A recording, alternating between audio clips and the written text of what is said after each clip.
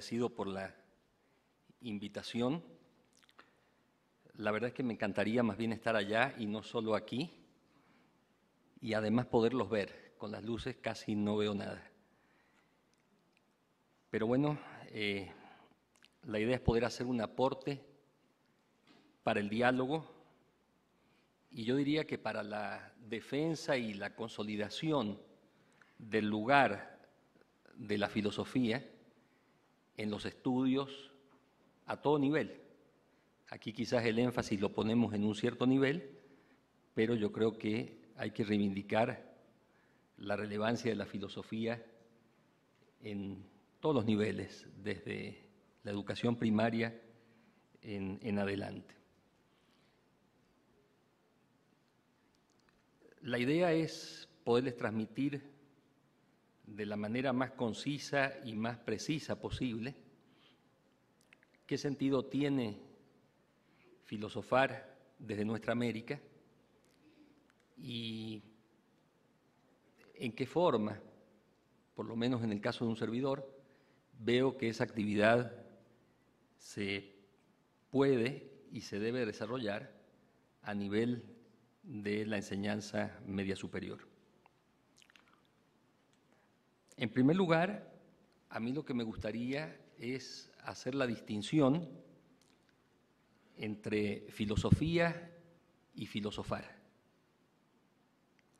Porque en realidad, filosofía, podríamos decirlo así, si ustedes me lo permiten, es un producto cultural en alguna medida más o menos acabado. Eso es una suerte, porque nosotros tenemos todo un arsenal de producción filosófica a nivel mundial, del cual podemos echar mano, podemos revisar, podemos examinar con todo cuidado, con la erudición que este tipo de actividad exige y con una cantidad de conocimientos previos y de entrenamiento que es necesario adquirir para poder hacerlo. Pero filosofar es otra cosa. No es solo estudiar filosofía.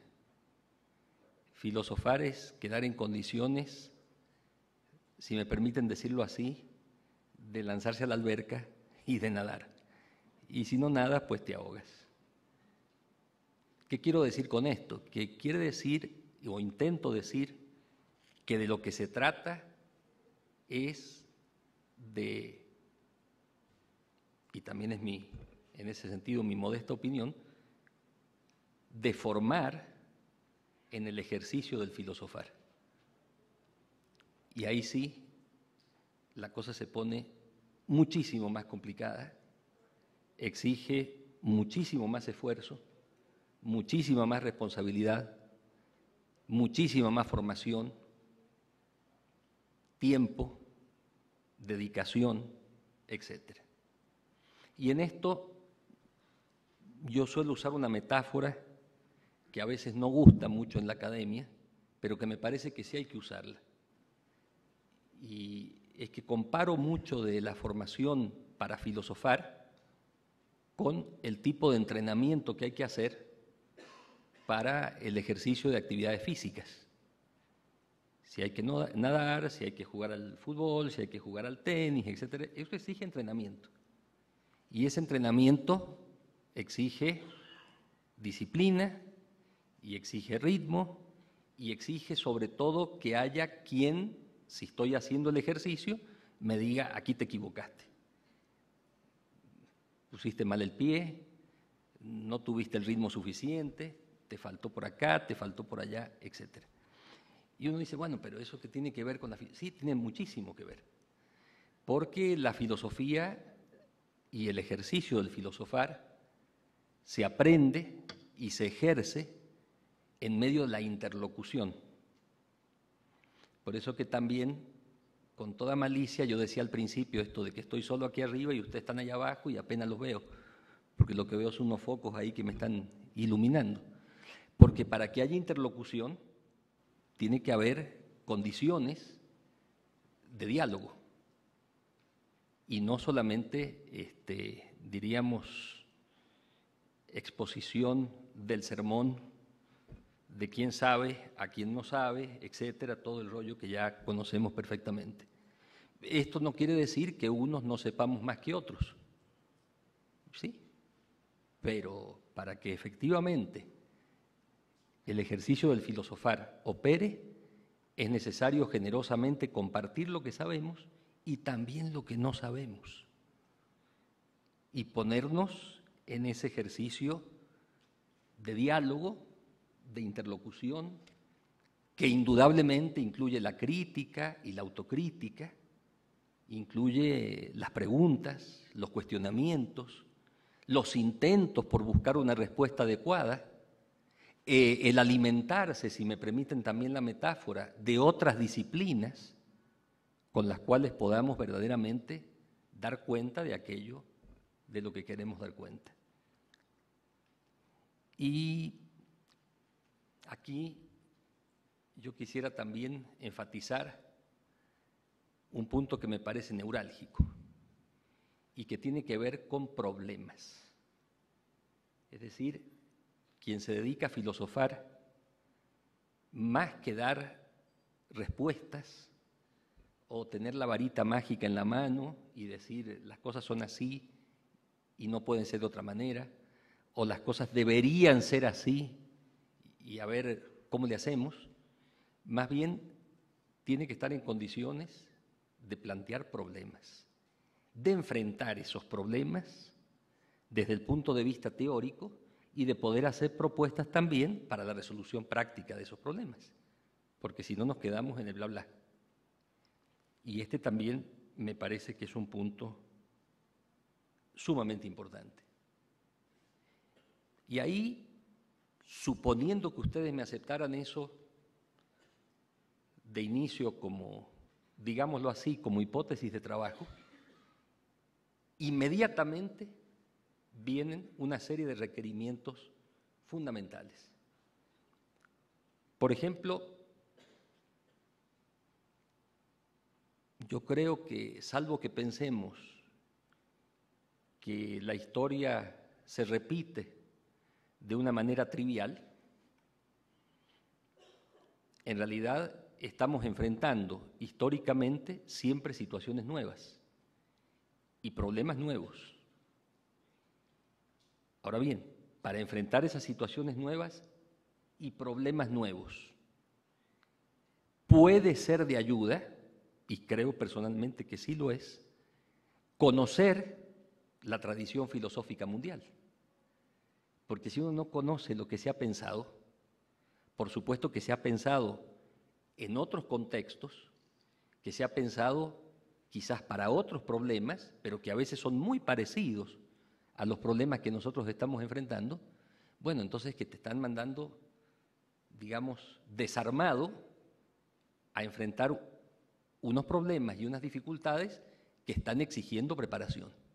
Por lo tanto, estudiar la historia de la filosofía mundial, y ojo que digo mundial, no digo solo occidental, mundial, la filosofía occidental, la filosofía europea, que tiene sus antecedentes en Grecia, pero que a su vez tiene sus antecedentes en África, la filosofía africana, la filosofía asiática, etcétera, etcétera. Esto es una parte de lo que tenemos que recuperar.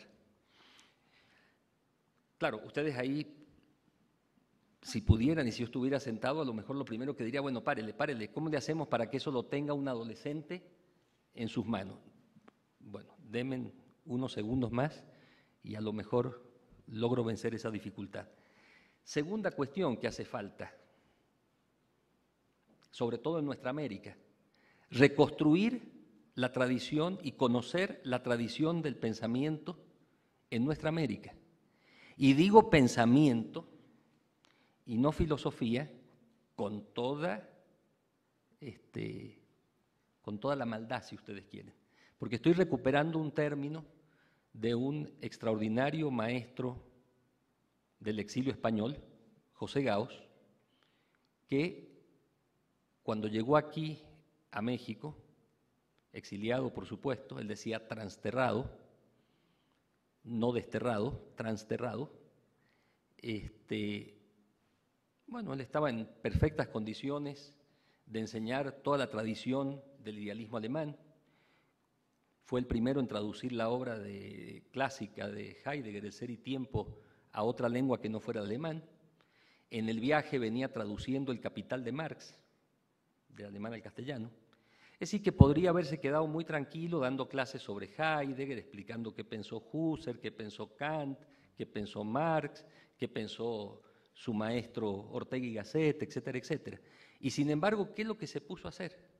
Se puso a estudiar qué es lo que había producido, lo que se había producido de filosofía en la región. Y llega a la conclusión de que hay que llamarle pensamiento. ¿Y por qué hay que llamarle pensamiento? Y hay que llamarle pensamiento porque dice, en la región lo que predomina es una filosofía práctica. Y uno diría, bueno, una filosofía práctica, pero entonces no se ha filosofado en serio en la región. No, sí se ha filosofado en serio. Lo que pasa es que el énfasis se ha puesto en las dimensiones pedagógica, estética y política. Y eso, dice Gauss, es pensamiento para la acción. Es decir, no es filosofar simplemente para pensar, diríamos, en abstracto, sino que es pensar, y vuelvo de nuevo a lo que decía recién, recuperando lo mejor que se ha podido la tradición filosófica mundial para responder a los problemas concretos que plantea nuestra realidad. ¿Y eso desde cuándo se ha hecho? Y desde siempre. Es decir, que en la región estas dimensiones de lo pedagógico, claro, pero cuidado, no de lo pedagógico entendido como la didáctica que yo voy a usar para dar una clasecita, ¿sí? O la dinámica de grupo, no. Lo pedagógico entendido como la pedagogía pública. Es decir, cómo organizamos el saber y la educación de la ciudadanía para la participación más plena en la vida pública y para que tenga una vida privada y una vida íntima también plena. Y lo mismo podríamos decir de la dimensión política. No es la dimensión política en el sentido, bueno, tan deteriorado, diríamos, que tiene hoy. Incluso podríamos decir, y creo que no sería broma, sino hasta doloroso, ¿no? Difícilmente que los jóvenes quieran hacer política. Políticos, guácala, ¿no? Entonces, no, sino en el sentido verdaderamente de ese poder y participación en la vida colectiva que nos hace ser en plenitud. Y lo mismo podríamos decir de la estética. La estética no solamente concebida como la reflexión acerca de lo bello, sino la estética concebida como la reflexión que acompaña una cantidad de sentimientos, una cantidad de, diríamos, pasiones, una cantidad de simbolismos que tienen que ver también con la vida pública. Entonces, es en eso donde se ha puesto el énfasis en la región. Por lo tanto, entonces, cuando decimos pensamiento, no estamos queriendo decir una filosofía de segunda, o una filosofía que no es filosofía, o una filosofía que es simplemente la aplicación de lo que se pensó en otra parte, porque aquí no da el cerebro para pensar. No. Es el modo como se ha ejercido el filosofar entre nosotras y entre nosotros desde que hay memoria. ¿Sí? Y eso felizmente ha habido ya más de medio siglo de trabajo de reconstrucción sistemático, y es lo que se ha conocido y lo que se conoce entre nosotros como historia de las ideas. Pero es historia de las ideas filosóficas. ¿Y por qué historia de las ideas filosóficas? Por una razón fundamental. Cuando se comienza a hacer este trabajo, con énfasis diríamos, a mediados del siglo pasado, el interés era saber cómo habían sido construidos nuestros países balcanizados. ¿Y de dónde salía la identidad de esos países? Como uno, Brasil, el otro Chile, el otro Panamá, el otro, etcétera, etcétera, etcétera. ¿De dónde surgen estos países? Y un énfasis muy grande desde el México postrevolucionario que ponía el énfasis en ese problema de la identidad. ¿Y cuál es la conclusión a la que se llega, pero prácticamente de comienzo? Que justamente las ideas que han incidido en la conformación de los estados nacionales fueron fundamentalmente ideas filosóficas. Por lo tanto, la reconstrucción de la historia de las ideas es reconstrucción de las ideas filosóficas. Entonces, para tratar de aclarar los términos, que siempre en filosofía suelen ser un galimatías o un trabalenguas, como también platicábamos hace un rato previamente, podríamos decir que aquí entre nosotros, cuando hablamos de historia de las ideas, en realidad estamos hablando de la historia de la filosofía en la región. Y es una historia de la filosofía que no se reduce a los ámbitos académicos, sino que necesariamente tiene que recuperar también lo filosofado fuera de los ámbitos académicos.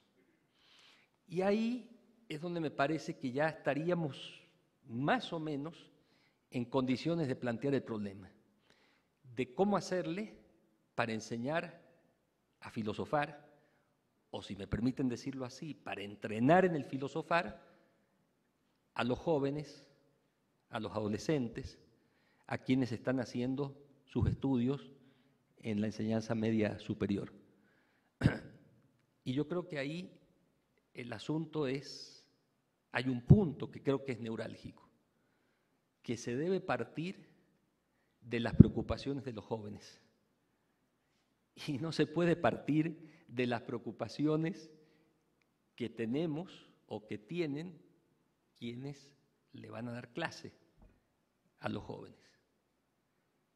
Porque si no hacemos eso, corremos el riesgo, a mi juicio muy delicado, de que la filosofía parezca como algo, bueno, algo que mejor, ¿para qué lo vamos a hacer? ¿No? ¿Para qué perder el tiempo con eso? ¿No? O de preguntas o de problemáticas, digámoslo así, con todas las comillas, muy abstractas, muy alejadas de la cotidianidad, ¿sí? Entonces, si el problema va a ser, discutamos sobre el bien en general, o sobre el ser en general, o sobre la libertad en general, incluso les diría, sobre la violencia en general, bueno, puede ser que alguno que otro se interese, pero seguramente si prestamos atención a lo que les está preocupando a esos jóvenes, la cuestión podría plantearse de otra manera. Y eso tiene como substrato, y si quieren que lo digamos de manera fuerte, lo digo, yo creo que tiene un sustrato epistémico, y epistemológicamente hay que pensarlo, tiene que ver con el reconocimiento de que esos jóvenes, de una o de otra forma, piensan. Porque si partimos de la base de que no piensan y de que aquí en la escuela o en diferentes instancias les vamos a enseñar a pensar, me parece que estamos partiendo de algo que no es del todo confiable. Aquí habría que partir de la base, creo yo, de que piensan. Probablemente con pocos elementos, seguramente sin dosis de erudición, pero lo fundamental es que lo que piensan, con todas las comillas y las limitaciones que sean, es lo que utilizan en concreto para la vida cotidiana, aunque digan que no les interesa para nada pensar. Y ahí me parece que estamos en un punto neurálgico, porque ese punto tiene que ver con verdaderamente partir de la cotidianidad, partir de las dificultades que enfrentamos en la vida cotidiana, partir de lo que nos están demandando los interlocutores, que son los que nos van a guiar incluso a quienes hemos tenido el privilegio de recibir ese entrenamiento, esa capacitación, ese conocimiento, etcétera, para ver si estamos en condiciones verdaderamente de aportarles algo y de ayudarlos a que ellos se pongan también en el camino de esta reflexión. Ahora, aquí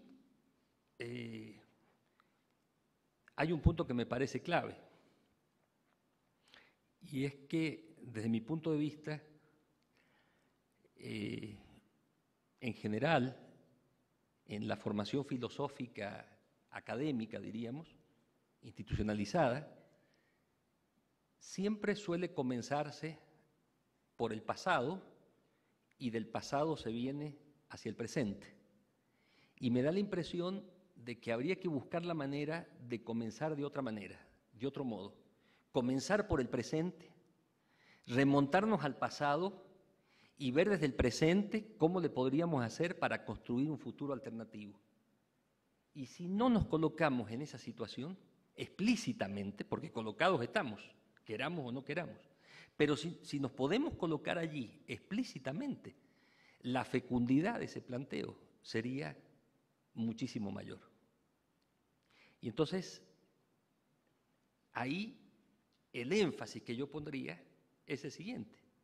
Bueno, pero ¿cómo le hago para partir del presente si resulta que desconozco cómo han sido pensadas las cosas desde la región y, por supuesto, a nivel mundial? Y ahí volvemos al punto que decíamos antes. ¿Cómo relacionamos el esfuerzo de filosofar con el esfuerzo de reconstrucción y apropiación, siempre parcial, en uno será mayor, en otro será menor, de la tradición filosófica de nuestra América y de la tradición filosófica mundial? Y ahí entonces sí entramos en una dinámica en la que nos podemos armar de ciertos instrumentos. Por eso, cuando hace años se me ocurrió cometer un error garrafal respecto de las reglas del juego de la academia, que fue dedicar mi tiempo de académico a escribir un libro lo más riguroso que pude, pero en términos que alguien que no estuviera iniciado en el tema me pudiera entender. Escribí un libro que se llama Filosofar de nuestra América, ensayo problematizador de su modus operandi. Claro, ya el título dice, bueno, ¿dónde está eso tan accesible? Pero al interior del libro, la idea fue intentar no perder nada del rigor de la argumentación, pero expresarlo en un lenguaje accesible. Y fundamentalmente la idea es esta, que trata de recuperar toda esta tradición nuestra, que es que filosofar entre nosotros significa pensar la realidad a partir de nuestra propia historia, crítica y creativamente, para transformarla. Claro, después que meses trabajé en eso, cuando revisé todo esto, dije, bueno, esta conclusión que me ha costado meses de trabajo y años anteriores de lectura y de reflexión, etcétera, ¿hasta qué punto no plantea algo que no necesariamente es válido solamente para el filosofar de nuestra América, sino que sería válido para filosofar desde cualquier parte del mundo en cualquier momento? Pensar la realidad a partir de la propia historia, crítica y creativamente, para transformar esa realidad. Yo diría sí, nada más que nadie nos puede evitar que hagamos el ejercicio que nos corresponde. Porque si no se hace ese ejercicio, la cosa queda de nuevo, como si fuera una recetita, ¿no? Usted aplique la recetita y ahórrese el esfuerzo de pensar o ahórrese el esfuerzo de filosofar. Un detalle más que me gustaría añadir, no sé cómo estamos con el tiempo, perdón, porque entiendo que por lo menos para mí sería muy bueno que hubiera preguntas y hubiera diálogo, ¿no?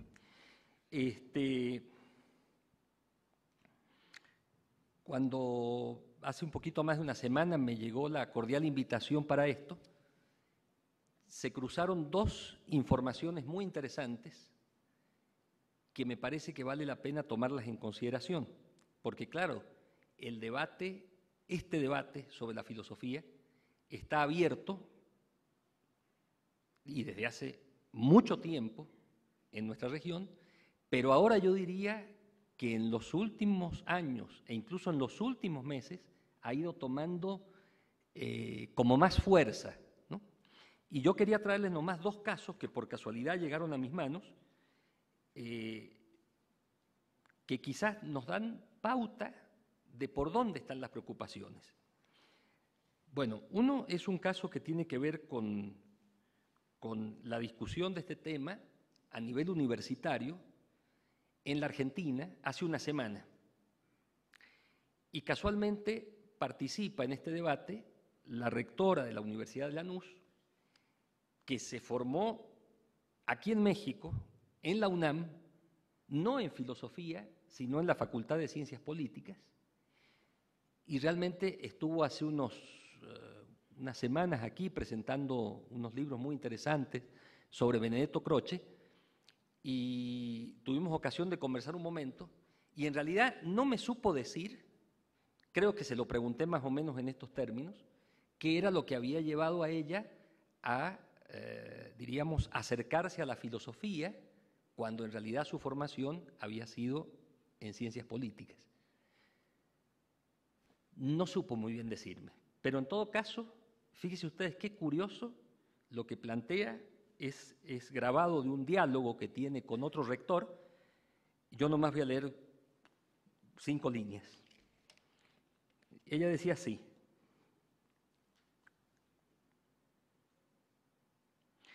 creo, decía,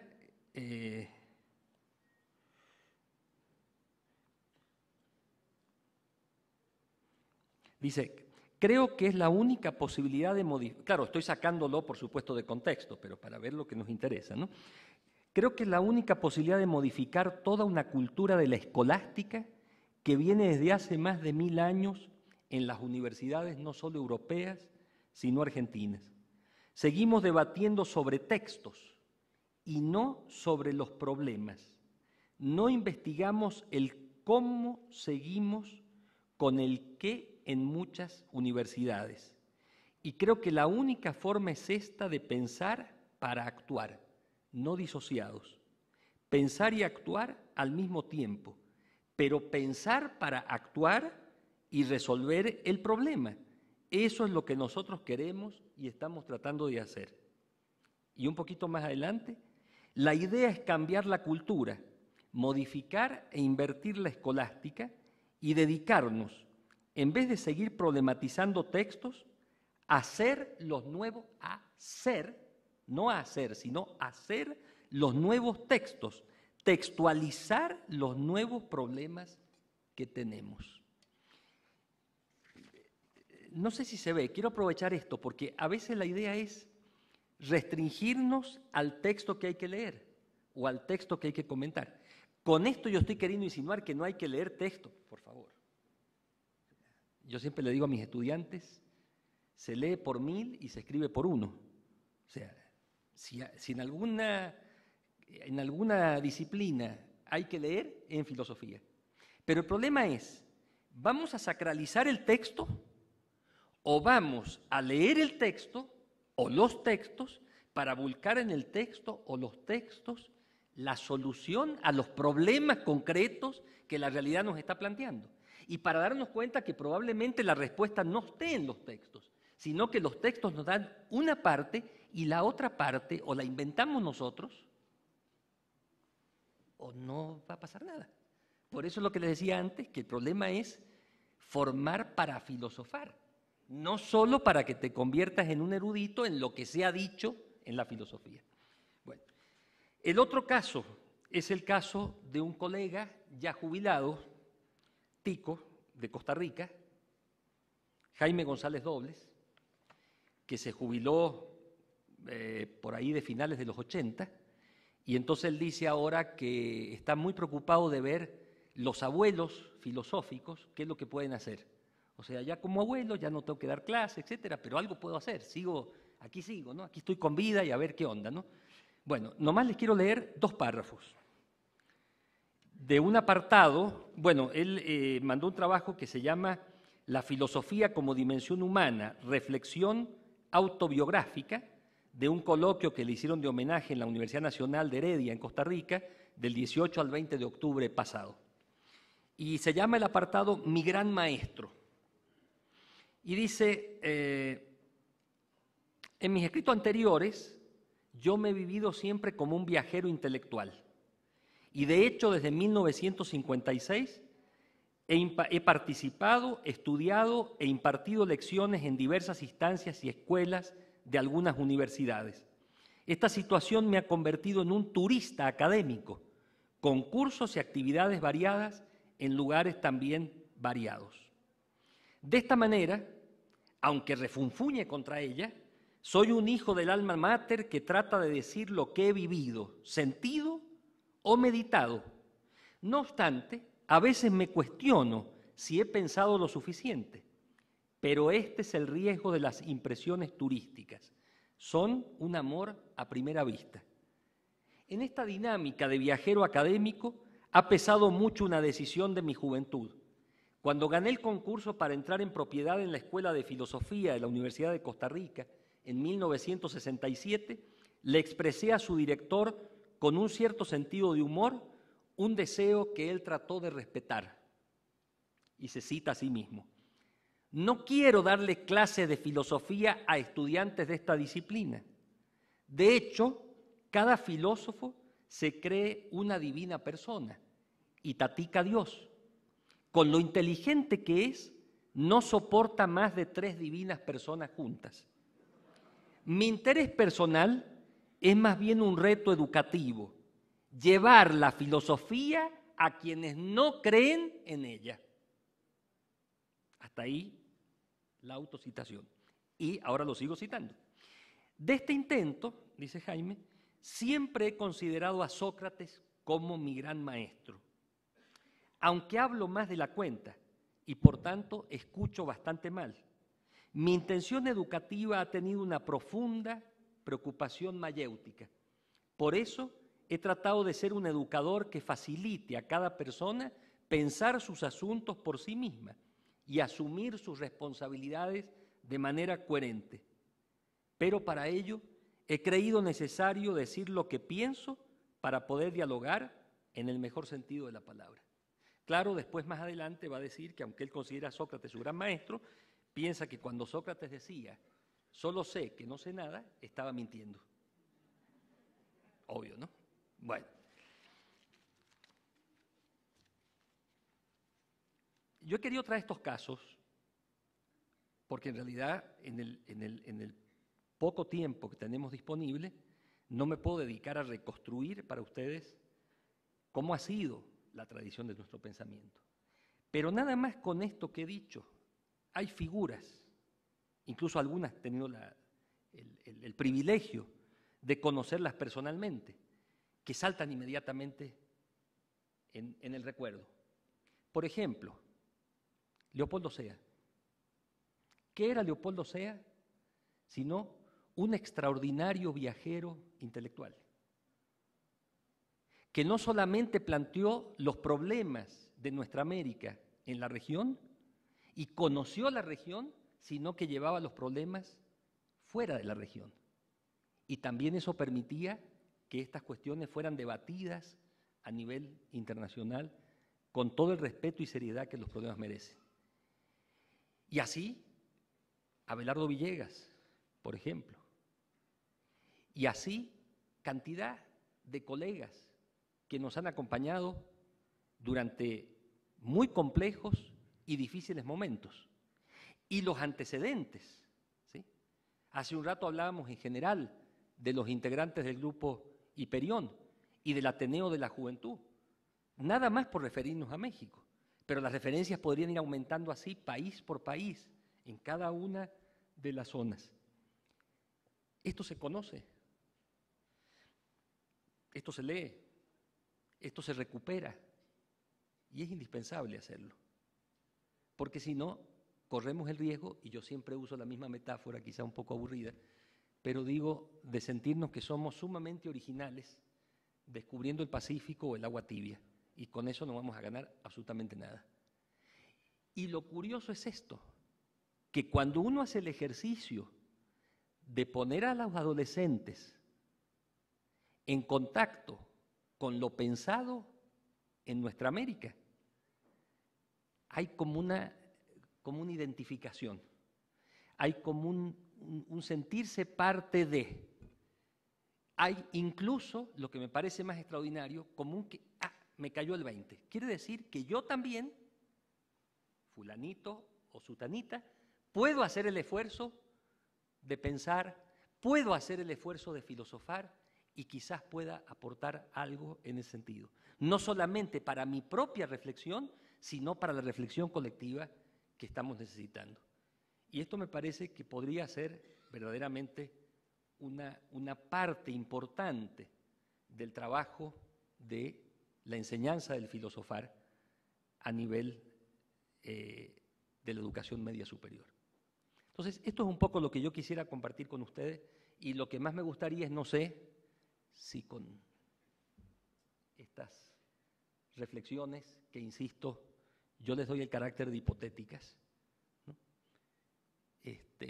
Bueno, eso puede generar un debate, puede generar un diálogo, podemos aportar algo al esfuerzo colectivo desde las experiencias de cada una y de cada uno de nosotros, que eso es lo más rico que podemos aportar.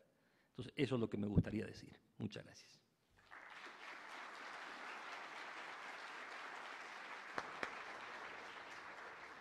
Doctor, me dicen que va a haber una sesión de preguntas y respuestas. No sé si alguien tiene alguna pregunta por ahí para el doctor.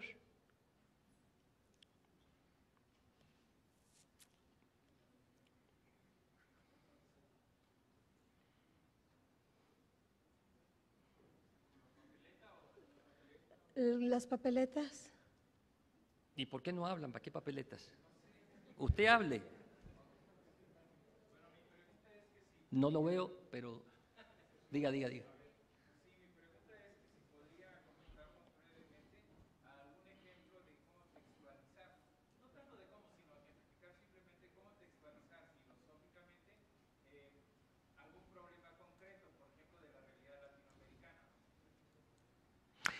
Bueno, diga. Que si esa textualización sería desde luego, desde cualquier enfoque filosófico.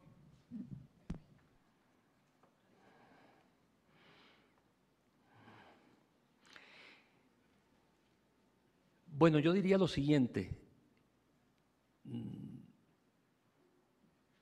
Lo que trataba de insinuar recién, por supuesto no lo desarrollé, es que en realidad tenemos a nuestra disposición toda la tradición filosófica mundial.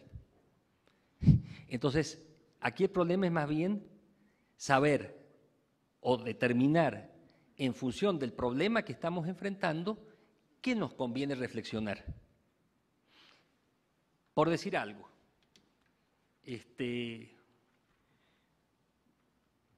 ¿cómo eludir esto en lo que estamos metidos cotidianamente y en lo que estamos, si me permite que lo diga así, sobreviviendo? La violencia.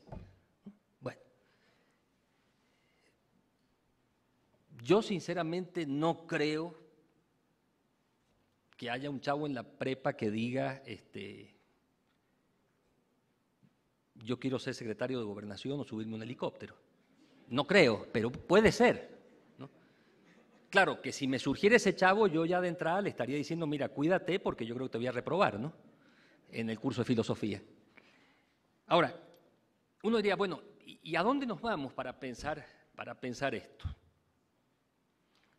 Bueno, por ejemplo, creo que vale la pena, y digo porque me he ido encontrando por el camino con esto, porque también uno va buscando, pero también hay como un azar que juega, ¿no?, por el camino.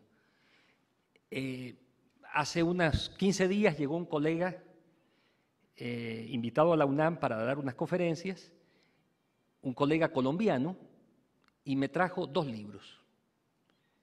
Yo no lo conocía al colega, no tenía la menor idea, nada de lo que había trabajado, etc.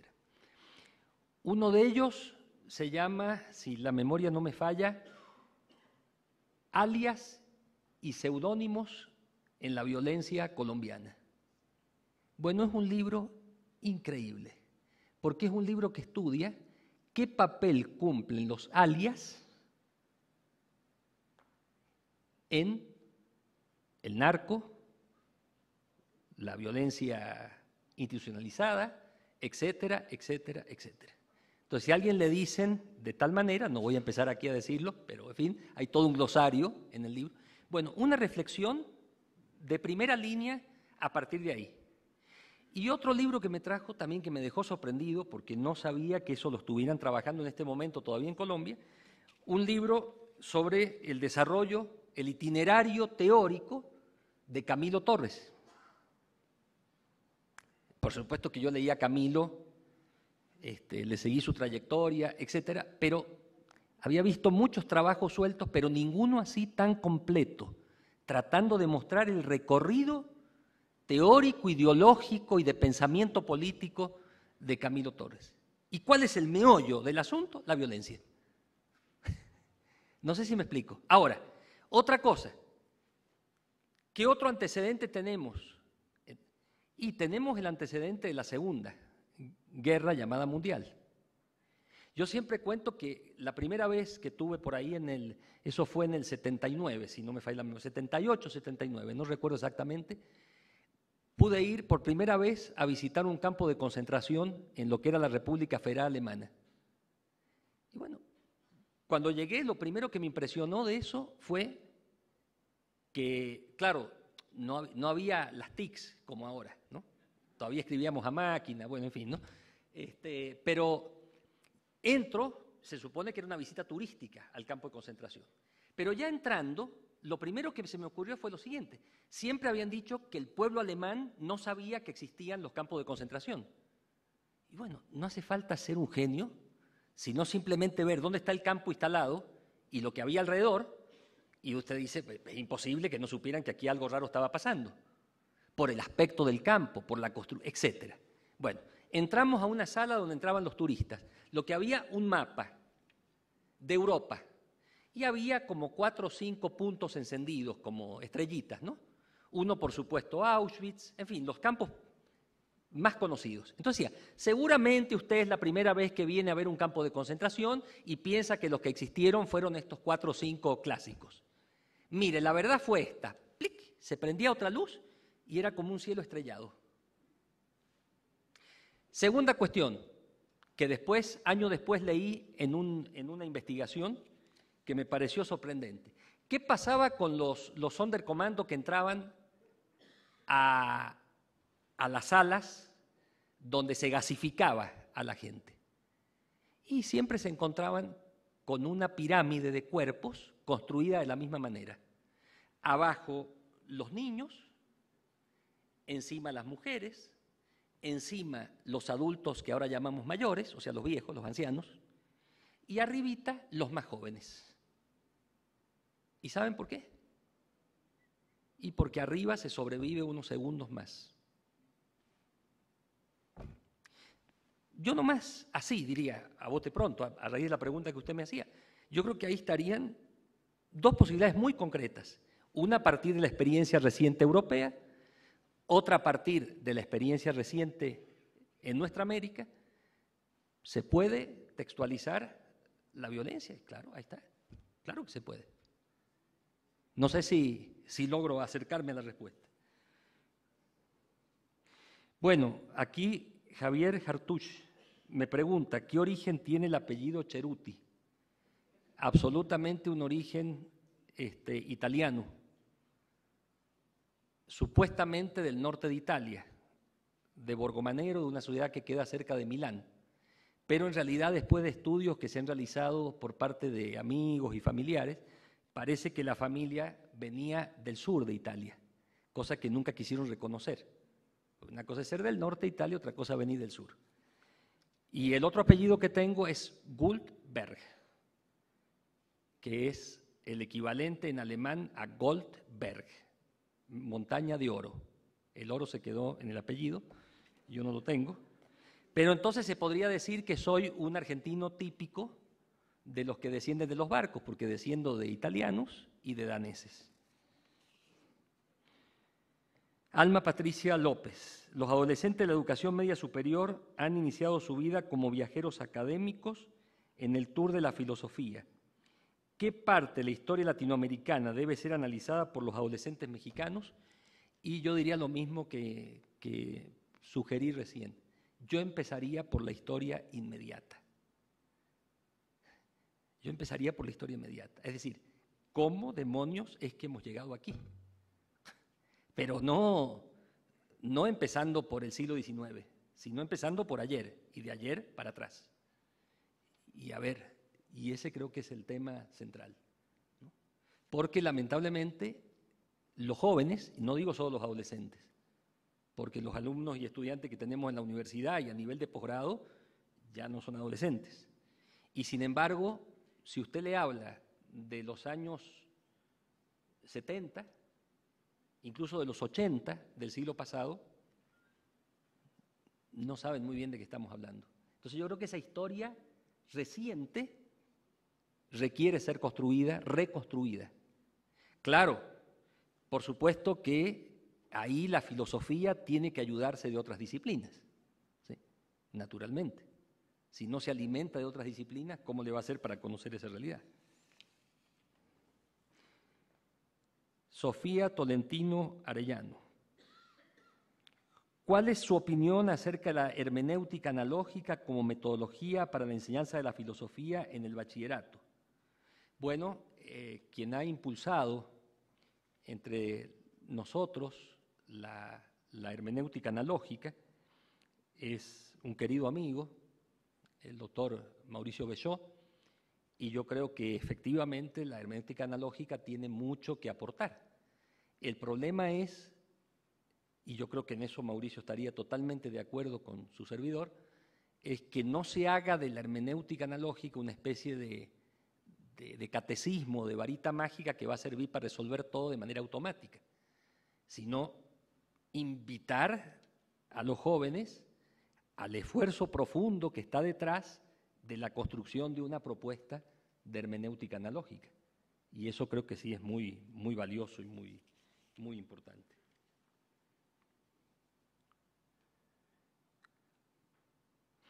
Aquí, bueno, dice, sin nombre, los estados-nación se desarrollaron de manera singular en cada región. ¿Qué posibilidades de renovar a la nación mexicana cree que existen a partir de su historia de las ideas? ¿Le parece que hay más posibilidades que las naciones occidentales? Bueno, aquí yo tendría que decir necesariamente algo. Me parece que nuestros estados nacionales en nuestra América, por más que unos tengan más peso, más fuerza y más posibilidades que otros, en mi opinión, pero eso es una opinión, no es, de nuevo, no es el dogma ni la verdad revelada, es lo que a mí me parece. No creo que tengan viabilidad si no vamos unidos en una nuestra América unida. Y ese sigue siendo una tarea pendiente. Llevamos 200 años hablando del tema y todavía sigue estando pendiente. Y una nuestra América unida significa, bueno, qué sé yo, por decirles algo también volviendo a la cotidianidad, que si soy guatemalteco y cruzo el río, no tengo por qué ser tratado de este lado como si fuera una basura y no un ser humano. Creo que más claro no se puede decir, ¿no? Entonces, ¿el problema está pendiente? Claro que está pendiente. Y hay un inmenso trabajo que hacer. ¿Ha habido algunos avances? Sí. Hay estudios sobre esto, sobre los esfuerzos de integración en la región, etcétera. Pero esa es una tarea abierta, pendiente. Y yo creo, sinceramente, que en la región, ni Brasil, ni México, que son las dos más grandes naciones con mayor potencial, etcétera, van a poder avanzar solos. Un avance que podría ser viable es unidos. Y hay que aclarar y examinar con mucho cuidado cómo. Y para eso, de nuevo, conviene revisar la historia, porque tampoco en eso se puede partir de cero, porque no estamos de cero, ¿sí? Esto lo planteó Francisco de Miranda, después lo replanteó Simón Bolívar, y lo replanteó Higgins y San Martín, y lo veía también con claridad el cura Hidalgo, etcétera, etcétera, etcétera, etcétera. Se vio en el Caribe y de eso en general se habla poco. Para filosofar se requiere conocer filosofía, y es lo que decía yo hace un rato, esto lo pregunta Sergio Pastrana, si no entiendo mal. ¿Para filosofar se requiere conocer filosofía? Sí. Si por filosofía entendemos eso que decíamos antes, este producto cultural ya elaborado, que lo podemos nosotros asimilar, incorporar, bueno, incluso a lo mejor usando una metáfora de un gran poeta brasileño, Oswald de Andrade, trabajar como antropófagos, ¿no? Es decir, hay que hacer canibalismo.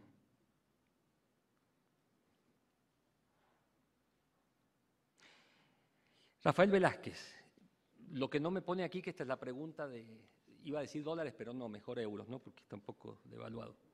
Esta tendría que ser de no sé cuántos euros la pregunta. Dice, ¿es posible formar a un bachiller para que pueda filosofar sobre su realidad y su entorno? Mi apuesta es que sí. Y si no podemos hacer eso, entonces, o si partimos de la base que no se puede, pero entonces, ¿qué estamos haciendo? Yo creo que el desafío hay que asumirlo. Ahora, ¿eso quiere decir que el bachiller que vamos a formar va a terminar siendo Simone de Beauvoir o Michel Foucault? No lo sé, pero yo a lo que aspiro, ¿sí?, es que a lo mejor sea, no sé, una colega como fue nuestra Vera Yamuni, o como fue Samuel Ramos, o Caso, o Sea, etcétera. Tantos que podríamos y tantas que podríamos mencionar aquí. Hay que intentarlo. Y ese creo que es parte del desafío. Bueno, creo que ahí terminamos. Muchísimas gracias.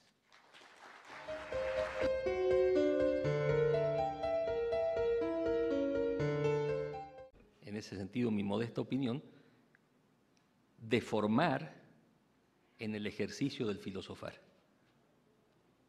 Y ahí sí, la cosa se pone muchísimo más complicada, exige muchísimo más esfuerzo, muchísima más responsabilidad, muchísima más formación, tiempo, dedicación, etc. Y en esto yo suelo usar una metáfora que a veces no gusta mucho en la academia, pero que me parece que sí hay que usarla. Y es que comparo mucho de la formación para filosofar con el tipo de entrenamiento que hay que hacer para el ejercicio de actividades físicas. Si hay que nadar, si hay que jugar al fútbol, si hay que jugar al tenis, etc. Eso exige entrenamiento. Y ese entrenamiento exige disciplina, porque nosotros tenemos todo un arsenal de producción filosófica a nivel mundial, del cual podemos echar mano, podemos revisar, podemos examinar con todo cuidado, con la erudición que este tipo de actividad exige y con una cantidad de conocimientos previos y de entrenamiento que es necesario adquirir para poder hacerlo.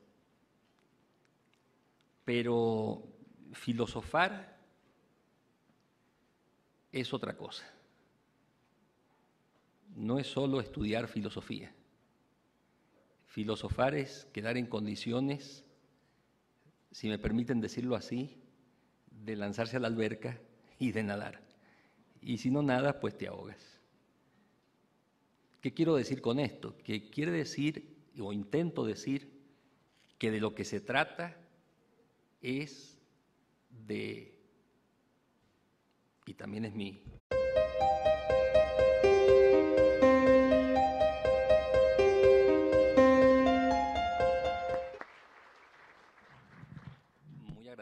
Muy agradecido por la invitación. La verdad es que me encantaría más bien estar allá y no solo aquí, y además poderlos ver. Con las luces casi no veo nada. Pero bueno, la idea es poder hacer un aporte para el diálogo Y yo diría que para la defensa y la consolidación del lugar de la filosofía en los estudios a todo nivel. Aquí quizás el énfasis lo ponemos en un cierto nivel, pero yo creo que hay que reivindicar la relevancia de la filosofía en todos los niveles, desde la educación primaria en adelante.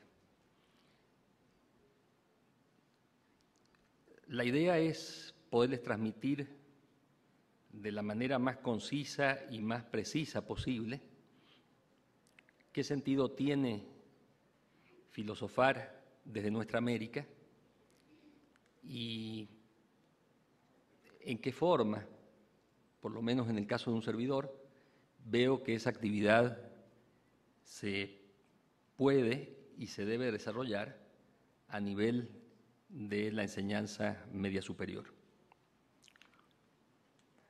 En primer lugar, a mí lo que me gustaría es hacer la distinción entre filosofía y filosofar. Porque en realidad, filosofía, podríamos decirlo así, si ustedes me lo permiten, es un producto cultural en alguna medida más o menos acabado. Eso es una suerte. Disciplina y exige ritmo y exige sobre todo que haya quien, si estoy haciendo el ejercicio, me diga, aquí te equivocaste. Pusiste mal el pie, no tuviste el ritmo suficiente, te faltó por acá, te faltó por allá, etc. Y uno dice, bueno, pero ¿eso qué tiene que ver con la filosofía? Sí, tiene muchísimo que ver. Porque la filosofía y el ejercicio del filosofar se aprende y se ejerce en medio de la interlocución. Por eso que también, con toda malicia, yo decía al principio esto de que estoy solo aquí arriba y ustedes están allá abajo y apenas los veo, porque lo que veo son unos focos ahí que me están iluminando. Porque para que haya interlocución, tiene que haber condiciones de diálogo. Y no solamente, diríamos, exposición del sermón